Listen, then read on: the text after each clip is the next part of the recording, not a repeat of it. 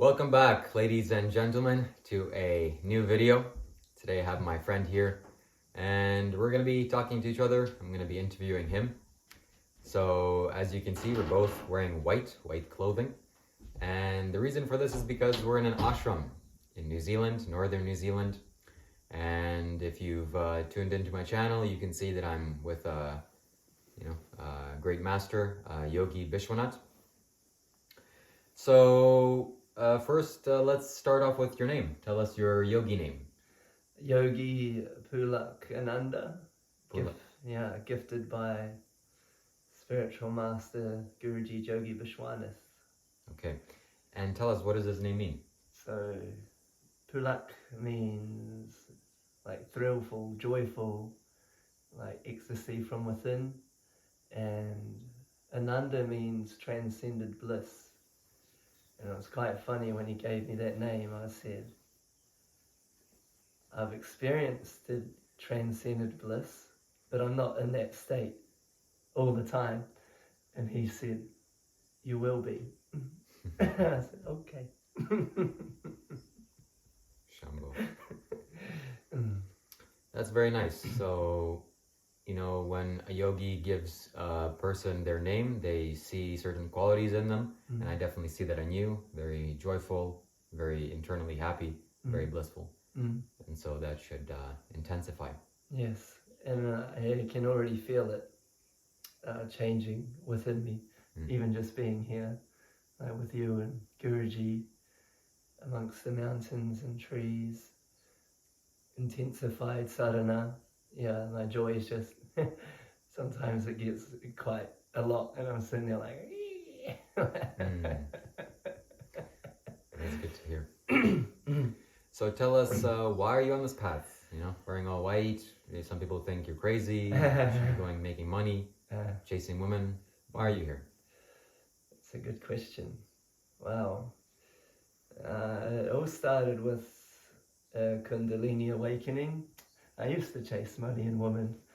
A lot of it. I also used to be dead broke as well, and very depressed and riddled with anxiety and suicidal. But then when I hit rock bottom, I cried out to God for the first time, like properly. I was in my room crying and I said, God, you're real. I want to know you. I don't want to hear from other people. I need an experience. And that led me, no fireworks. The next day I biked to work, flat tire, and it was raining. And I was like, well, that was embarrassing. Nothing happened. But a book stood out to me called You're a Badass, How to Stop Doubting Your Greatness and Live an Awesome Life. And I hadn't read in 10 years because diagnosed with dyslexia, ADD, that was my identity. I told myself I couldn't read. I told myself I couldn't learn. So, as you believe shall be done unto you. That was my reality. But that day I opened it, and the first chapter was called the G word, whether you call it God, consciousness, source, higher power, any term. He said there's a divine intelligence within and around you, and if you can only tap into it and start surrendering, your life will change. So I took that advice. And then the next chapter was about the subconscious mind. Whatever you imprint on your subconscious mind via visualization, affirmation, your actions, your habits will be manifested in your reality. So a light bulb went off, boom. I am where I am, depressed, suicidal due to my own thoughts, thinking, actions, my habits. So I don't know, this big light went off in me that I could transform my life. So day by day I took the advice, I wrote down goals, I stood in front of the mirror naked and wrote down every negative thought I had about myself, and I rewrite it to I am useless, to I am capable and worthy of achieving anything. So every time that thought I am useless would come up, I'd be like, no, that's false. And I'd, consciously every day just rewiring my mind, started meditating.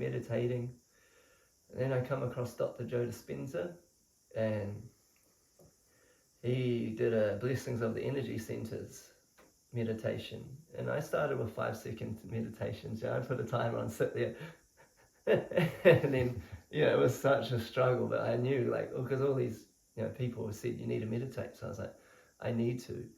But I started doing his guided one, going up and down the chakras, and then this burning energy in my root, right in the root chakra, my started burning and hurting, and I was like, what's happening? My body started going like a snake. And Ida Pingala, I didn't know anything what was happening to me. And over the next week, I keep being like a snake. My body was sweating. I was like, my cells were orgasming. And I'm like, to my friend, what's happening to me? And he's like, oh, that's Kundalini. And I was like, what's the Kundalini? And then, one of them times, the energy just went up, hit my heart. My heart exploded. And then, like, expanded into, like, infinite. And then I went up and hit my third eye, and that expanded into infinite. And I just went into this complete bliss, like a love I've never felt, a love I've never got from sleeping with lots of women, chasing money, flash cars, skidding, being in bands. I used to be in heavy metal bands. Like, everything was just pitiful compared to that bliss. And from that moment, my brain started growing. My heart would vibrate intensely each day, and this pleasure was so intense I couldn't even handle it. Sometimes I was like, you need to stop, because I'd look at a tree and be like, oh, that tree's me, and start crying with absolute bliss and tears, and I'm like, what's happening to me? From then my whole mind changed, my life changed. Can no longer relate to my old friends that I was in bands with, or going around chasing women with, and I kind of had to reinvent myself. But one thing that stayed was the love of God, and wanting to pursue that and tell more and more people about it. So as I grew, I started studying more and meditating more and chasing that bliss now. They say God's the biggest drug dealer. He gives you a taste, and then another and another.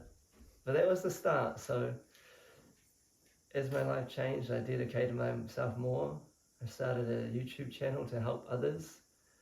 Started a Facebook page. I wanted to tell everyone. And then that's when people were like, you're crazy, you're mad, Gareth's lost it. And I kind of had, I lost that old mind, my old conditioning and everything. So, yeah. Wow, I see. That's quite a story. Yeah. And okay, so this manifestation, everything you've done, brought you up until this point that you're here in this ashram. Yes. Overlooking these beautiful mountains. You can't see, but they're in the foreground. So tell me why? What made you? What brought you here, and what do you want out of this?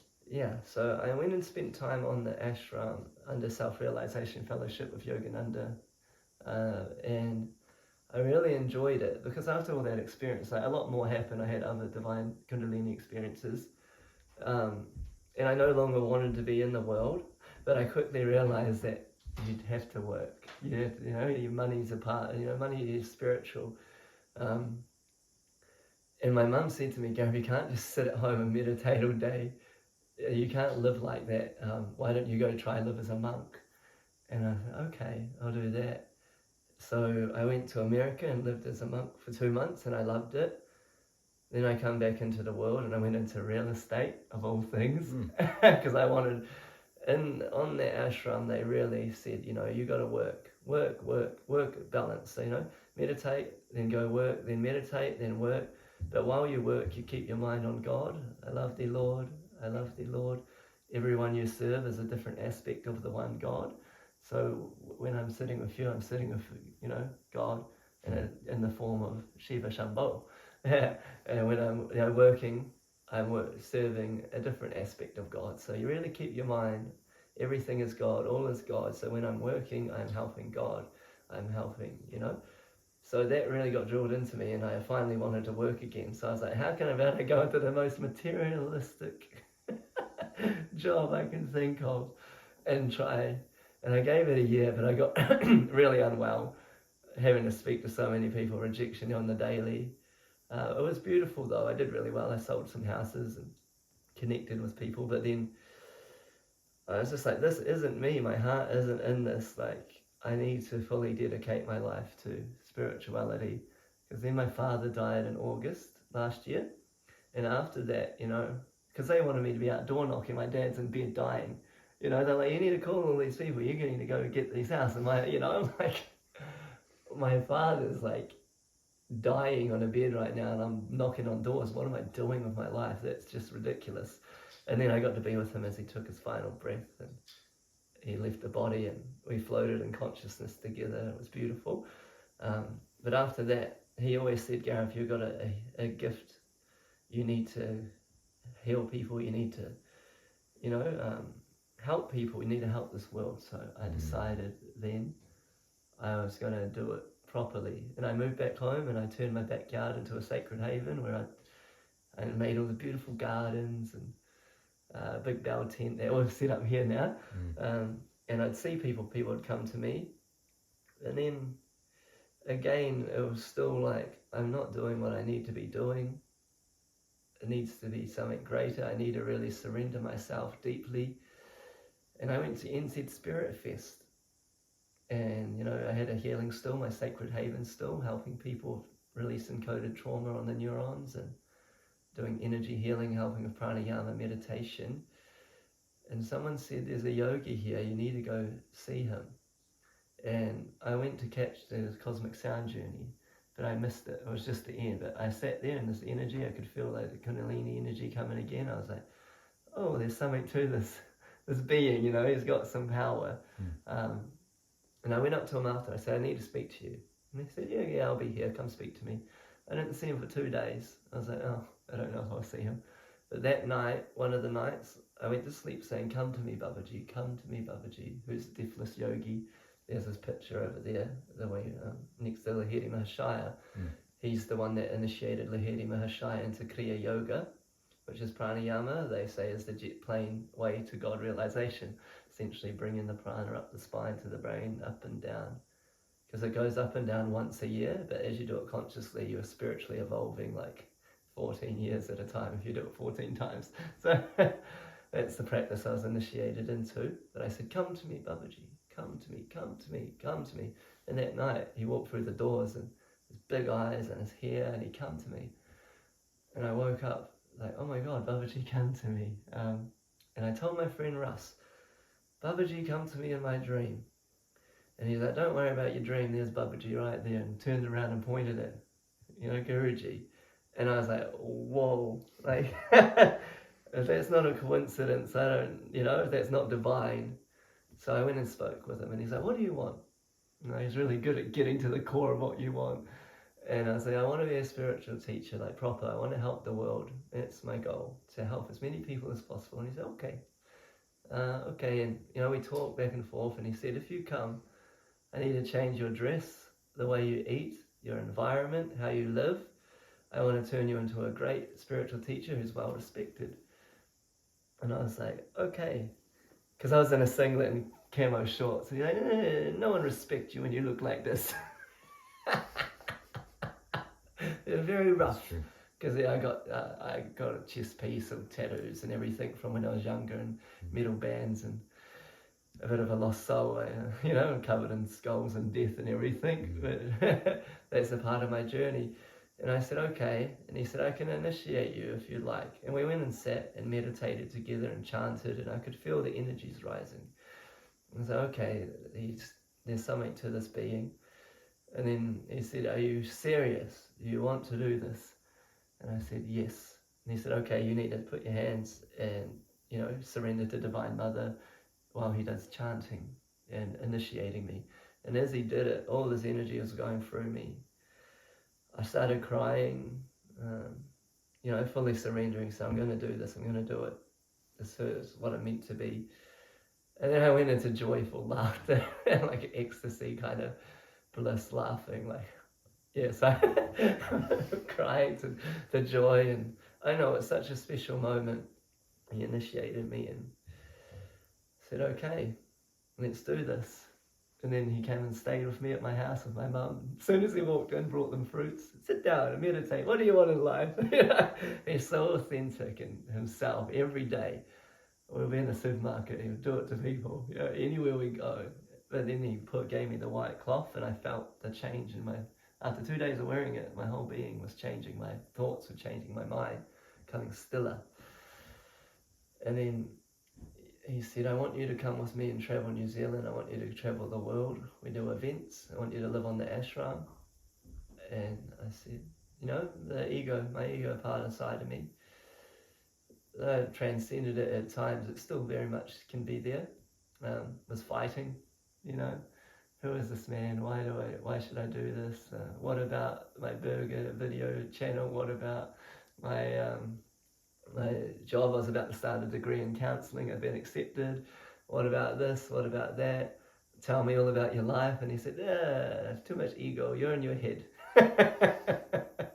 Come in your heart and just feel, stop thinking. And you know, I felt it, I was like, I feel this is right. You know, this is everything I've been praying for and asking and visualizing. It's now in my backyard. Okay, I surrendered to it, and I said, you know, we drove around, we went to temples, went to 3 or 4 temples in one day, connecting, you know, people, it was a Ganesh temple, and then a Hare Krishna, and they were feeding me, and I was dancing, and it was amazing to see how different people worship God in their own ways and different forms, and I loved that. And I said, well, if this is going to be my life, I'll love it. So I just had to surrender to my ego, my soul, my body, my mind to this path. And I said, okay, I'm going to come with you. And he said, cool. And we booked flights to Nepal, and I said, all right, we're going to go. And we travelled up here, and he put me in a full white dress. We did 7 events or 8 events in Christchurch each day, meeting people, teaching them meditation, pranayama, healing. We travelled up to Wellington, Lower Hutt, did some events, and then come here, and I got to be blessed with meeting the wonderful soul that is you. And yeah, it's been wonderful. I feel it's great, and what needs to happen.